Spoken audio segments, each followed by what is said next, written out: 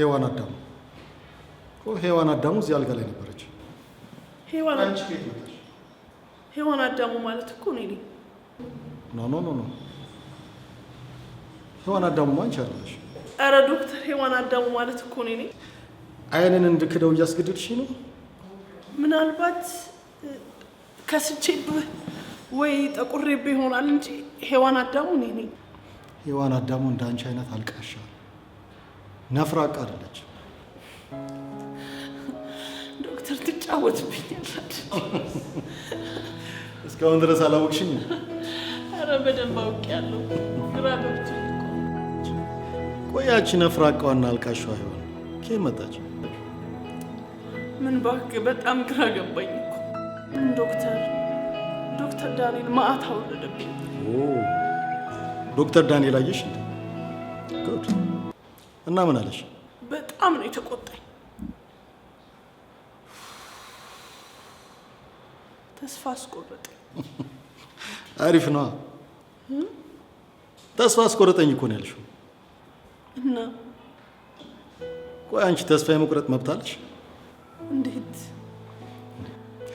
በሰው ቃላት የሚቆረጥ ተስፋ አልተሰጠሽም አይደል? የተሰጠሽ ተስፋ የማይቆረጥ የማይጠፋ የዘላለም ተስፋ ነው። በማህፀንሽ ውስጥ ያለው ጽንስ አንቺን በህይወት አተርፉም እኮ ነው ያለው። ዶክተር ዳንኤል እንደዛ ካለሽ ትክክል ነው ማለት ነው። ዶክተር ዳንኤል በጣም የማምነው በጣም ጎበዝ ዶክተር ነው። ያመነበትን ነገር ፊት ለፊት ስለሚናገር ሰዎች ጨካኝ ይመስላቸዋል እንጂ በጣም እውነተኛ ዶክተር። እንደዛ ማለት እኮ ትሞቻለሽ እያልከኝ ነው? ዶክተር ዳንኤል ትሞቻለሽ ካለሽ አዎ ትሞቻለሽ። እሞታለሁ እሱ ካለ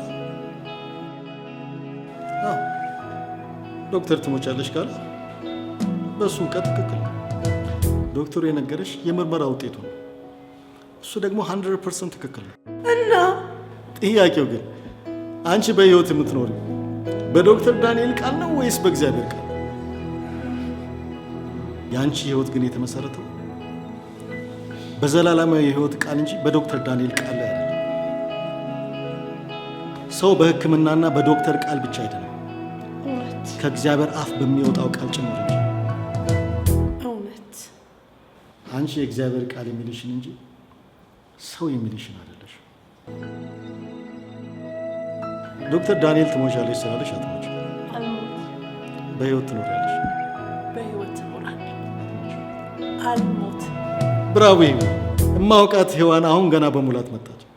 ቆያችን ከኔ የመጣችው ፈረን የሚያችን ነፍራቃና አልቃሻ ሔዋን አላቃት። ተመለስኩኝ። በጣም አመሰግናለሁ ዶክተር ጳውሎስ።